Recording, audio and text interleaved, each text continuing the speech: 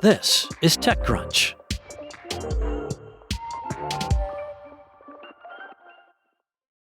Big electric trucks are having a hard time.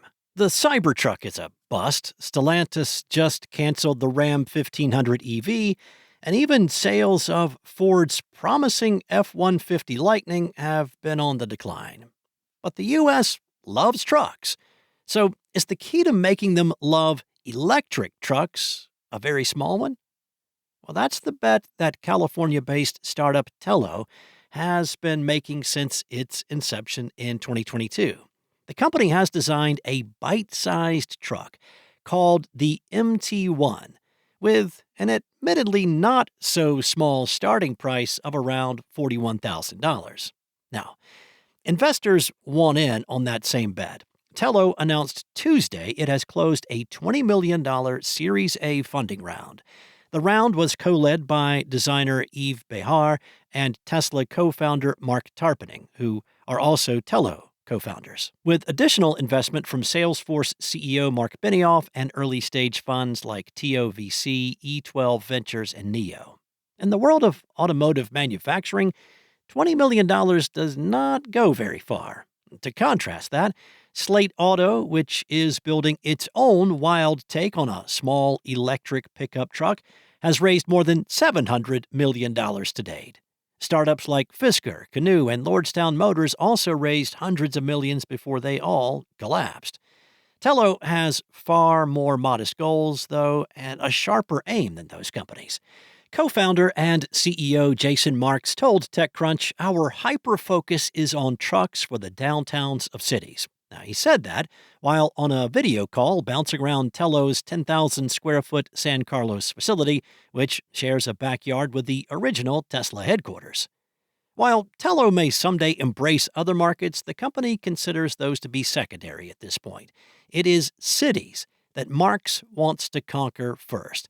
The CEO said he spent far too much time circling San Francisco streets looking for parking to focus on any other use case. Telo is not promising to build hundreds of thousands of MT1s. Instead, it's got a pre-order list of around 12,000. And Marks said Telo initially plans to build around 5,000 per year via contract manufacturing. He said, "Our whole ethos is what does it take to get to unit profitability as quickly as possible? That's positioned us differently than the other automakers who have come out and said, hey, we need $1 billion to get to production." The Series A funding will go toward building the first production intent version of the MT1, getting the vehicle up to U.S. safety standards and finishing crash testing. Now, Marks said that last piece is key because the MT1's short front end has understandably inspired many questions about how safe this truck will actually be. Telo hopes to deliver its first MT1 by the end of next year. To get the most out of the funding, Marks said Telo will stay as lean as we physically can, and that means keeping its workforce to around 25 employees in the near term, while leveraging consultants and contractors, many of whom Marks said have long-standing relationships with Tarpenning. The idea of using outside help is getting another boost with the Series A. As Marks said, Telo filled the round with angel investors and smaller companies from across the EV world. He added, "It's a pretty incredible community that just wants to see new architectures for mobility succeed." The MT1 is a big idea, but it isn't all about size. Marks said Telo has spent a lot of time making sure the MT1 is useful. For instance, he's oriented the project around the idea of performance per square foot. He said, "We are the only vehicle that can seat 5 with a 5-foot bed. That means despite the Telo truck's diminutive stature, it squeezes in roughly an extra half foot of space compared to some of the trucks it might compete with, like the 4.5-foot beds found on the all-electric Rivian R1T and the affordable compact Ford Maverick." But the biggest part of the MT1's usefulness might be its range. Marks is adamant that the truck will get around 350 miles on a full battery, putting it up there with some of the most capable EVs on the market. Not only does that make the truck capable of longer drives, but it means less charging required for the city dwellers Telo is targeting. Telo was able to hit this figure, according to Marks, through a combination of somewhat competing factors. The MT1's small stature helps because it's inherently not as heavy as a normal-sized truck, boosting efficiency. But that made it challenging to package a 106 kilowatt per hour battery pack in such a way that the MT1 wasn't just a pallet of lithium ion cells with seeds. Marx did not go into too much detail, as Telo's battery related patents are still pending, but he said the M1T essentially gives up some performance, like faster 0 to 60 speeds, in exchange for making the battery pack work in the footprint of a Mini Cooper. That robust range figure may be tempting if it ultimately bears out, and the rise in popularity of imported Japanese K-trucks in the U.S. shows that people are willing to go to great lengths for something in this form factor. There are real headwinds against EVs in the U.S. these days, though, but Marx believes Telo can overcome them. He said, "You're told, run fast, break things. It's a very Silicon Valley nature, but the other Silicon Valley nature is, how do you do a ton with the smallest amount of capital and the smallest team possible? Do things that big corporations can't." Sila, the battery materials startup, started operations on Tuesday at its facility in Moses Lake, Washington, a milestone that could pave the way for longer-range, faster-charging EVs. The factory, which will initially be capable of making enough battery materials for 20 to 50,000 EVs, is the first large-scale silicon anode factory in the West, and future expansion could fulfill demand for as many as 2.5 million vehicles. Silicon anodes promise to improve the energy density of lithium-ion batteries by as much as 50%. The technology, which Sila has been working on for the past 14 years, could be the best chance for the U.S. to gain the upper hand in a global race for battery supremacy.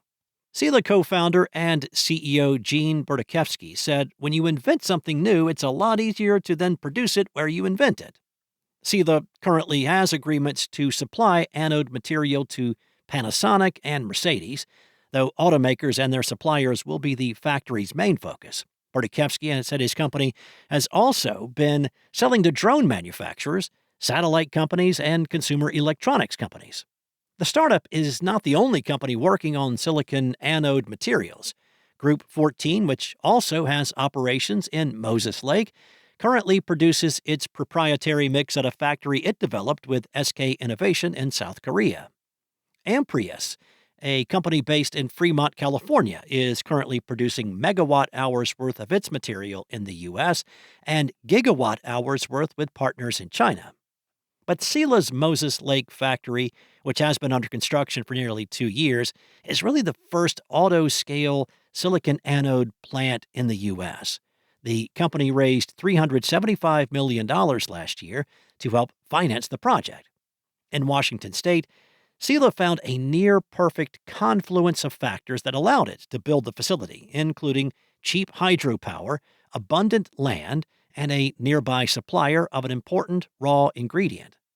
Berdichevsky said, "The cost structure of this technology is predicated on low-cost energy, one of the big inputs, and then some key precursors, and we have that in Washington." The first runs of material at the Moses Lake factory will be used to show customers the material is consistent with the stuff they've been sampling for the past few years, which was made at an R&D line in Alameda, California. In a few years, he said batteries made using Sila's material should be cheaper than those made with graphite anode material sourced from Western suppliers. Chinese companies make graphite anodes for less, but they also receive generous state subsidies and have fewer environmental regulations. That's according to Berdichevsky. Now, silicon anodes could also allow automakers to reduce the amount of other pricey materials used in their batteries, including nickel, while maintaining the same level of performance. He said, "Now you have that same performance, plus you get fast charge, plus you get domestic supply, and you get it at a lower cost." If demand proves strong, Sila has plans to expand beyond Moses Lake. But Berdichevsky, who was born in Ukraine, is adamant in his commitment to the U.S. He said, "As a country, if you don't make stuff, where's your pride going to come from? I think it's just so important for us as a country to continue to learn to do this and create the ecosystem so that we can never fall behind again." That's it from TechCrunch. For more tech stories like these, go to TechCrunch.com.